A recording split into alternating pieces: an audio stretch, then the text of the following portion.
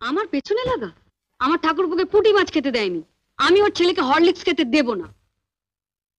এই পানের বাটাটা টেবিলের উপর রেখে খাটের নিচে একটা প্লাস্টিকের ঝুড়ি আছে, বের কর তো।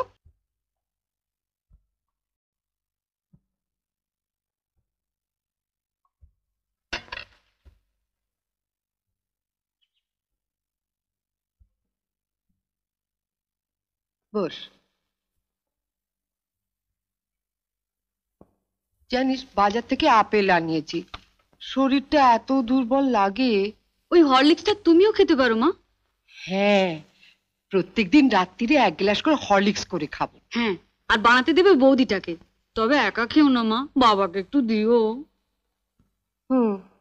বিয়ের পর তো বাবাকে কিছু খাওয়ালি না, তা এতই যখন খাওয়াবার শখ তখন বাজার থেকে একটু বিষ এনে দে।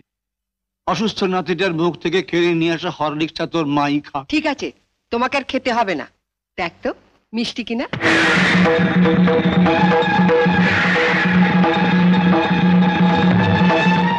এটা কি হলো? আপনি তো একটু আগে বড়দির ঘরে বলে এলেন মা, যার স্বামী যেমন রোজগার করবে তার ঘরে তেমন খাওয়া দাওয়া হবে। আপনার স্বামী তো মাত্র 150 টাকা পেনশন পায় মা।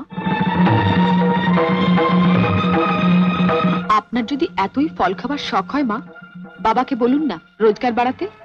নয়তো এর পরেও যদি আপনার ফল খাওয়ার শখ হয়, তাহলে বাজার থেকে 20 পয়সা দিয়ে কুল কিংবা পানি ফল এনে খাবেন, কেমন?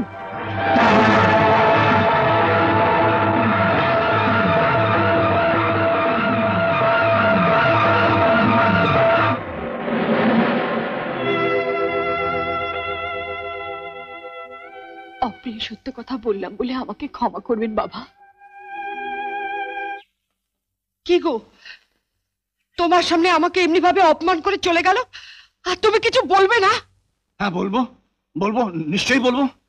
আজ আমি ভগবানের কাছে প্রার্থনা করে বলবো, হে ভগবান, বাংলার ঘরে ঘরে দজ্জাল শাশুড়িদের শায়েস্তা করবার জন্য ছোট বউয়ের মধ্যে একটি করে বউ পাঠিয়ে